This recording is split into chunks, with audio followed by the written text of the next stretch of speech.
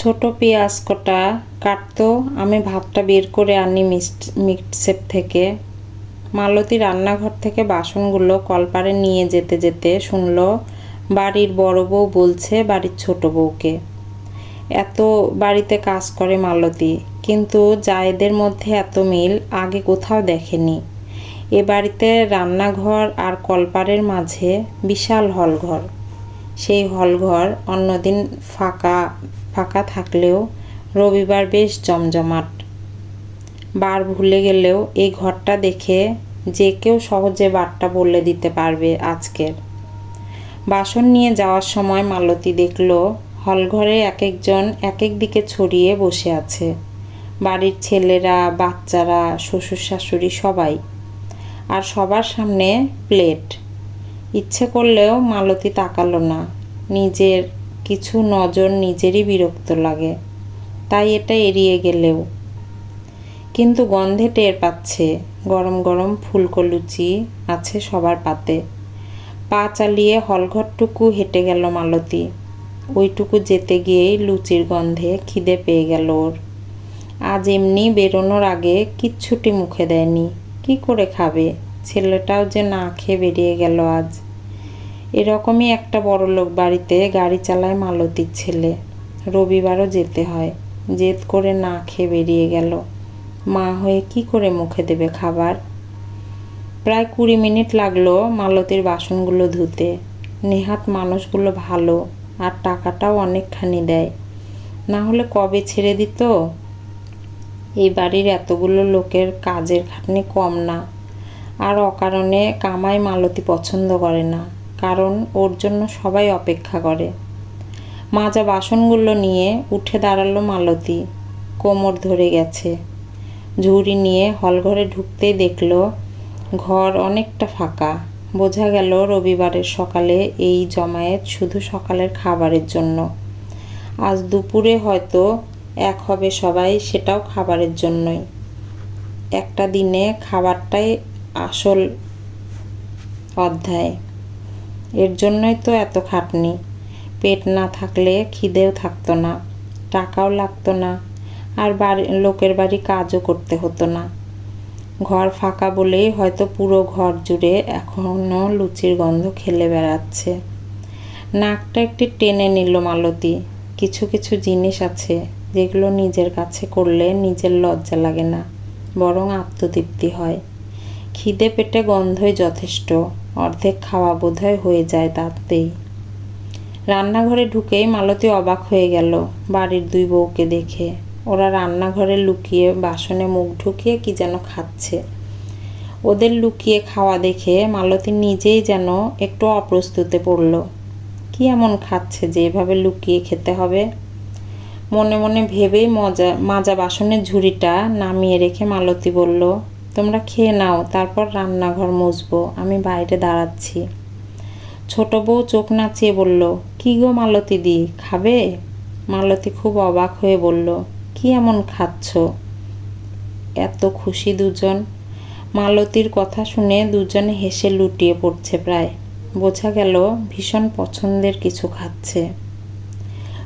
বড় বউ আস্তে করে বলল, পান্তা ভাত, বলেই দলা করে মুখে দিল জলা ভাতগুলো। মালতী অবাক হয়ে বলল, পান্তা ভাত?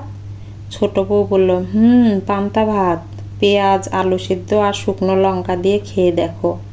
আহারে, কতদিনের শখ। এ বাড়িতে কেউ পছন্দের করে না এসব। তুমি আবার বাইরে কাউকে বলো না।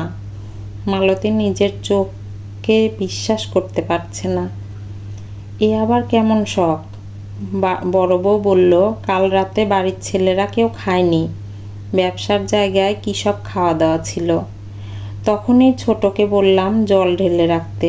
লুচি পরোটা খেয়ে খেয়ে অরুচি ধরে গেছে। মালতীর মনে পড়ল ছেলের কথা।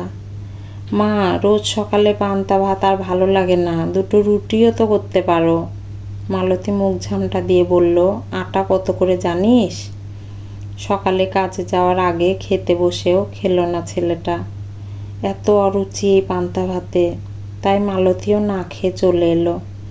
ভাতগুলো দুপুরে আরও পান্তা হবে। আর এদের দেখো, পান্তা ভাত বানিয়ে খাচ্ছে বলে। হায় রে ভগবান, একটা ছবির দুটো পিঠে কত আলাদা আলাদা রং, কত আলাদা আলাদা শখ। ভাগ্যিস এদের রোজ পান্তা খেতে হয় না, মনে মনে বলল মালতী। দেখলো এক মনে খেয়ে যাচ্ছে দুই বউ, কি সস্তার শখ। বড়লোকদের চাপে পড়ে পান্তা ভাতও আজ কত দামি। মালতী চুপ করে দাঁড়িয়ে রইল, দুজনের খাওয়াটা দেখছিল। কেমন তৃপ্তি নিয়ে লুকিয়ে লুকিয়ে, যেন খুব দামি কিছু খাচ্ছে। তার হঠাৎ মনে হলো এই দৃশ্যটি যদি তার ছেলে দেখত, যে পান্তা ভাত না পেরে রাগ না করে খেয়ে বেরিয়ে গেল, সেই পান্তা ভাতই এখানে লুকিয়ে লুকিয়ে সুখ করে খাওয়া হচ্ছে। বড় বউ একটা ছোট বাটিতে করে পান্তা এগিয়ে দিল। নাও মালতী দি, একটু খেয়ে দেখো। মালতী প্রথমে না না করলেও শেষমেশ হাত বাড়ালো, আঙুল দিয়ে ভাতটা মেখে একটু মুখে দিল। নুন, পেঁয়াজ, কাঁচা লঙ্কা আর সেই চেনা টকটকে গন্ধ, কিন্তু আজ স্বাদটা কেমন যেন আলাদা লাগলো। এই তো সেই পান্তা, যেটা খেয়ে ওদের দিন চলে, যেটা নিয়ে ছেলের মুখ বাঁকা হয়, যেটা ওর কাছে অভাবের প্রতীক। আর এখানেই এই একই পান্তা হয়ে উঠেছে শখ, লুকানো আনন্দ, একটু নিজের মতো করে বাঁচার সুযোগ। মালতীর বুকের ভেতরটা হালকা কেমন যেন মোচড় দিয়ে উঠল। সে আস্তে করে বলল, তোমাদের এত ভালো লাগে? ছোট বউ হেসে বলল, খুব।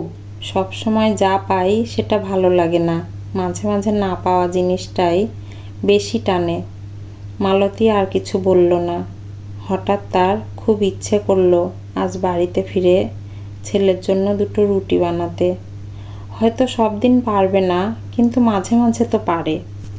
আবার মনে হলো কাল সকালে পান্তা ভাতটা একটু অন্যভাবে করে দেবে, পেঁয়াজ, কাঁচা লঙ্কা, আলু সিদ্ধ দিয়ে। হয়তো ছেলেরও একটু ভালো লাগবে। জীবনটা আসলে একদম সাদা কালো না।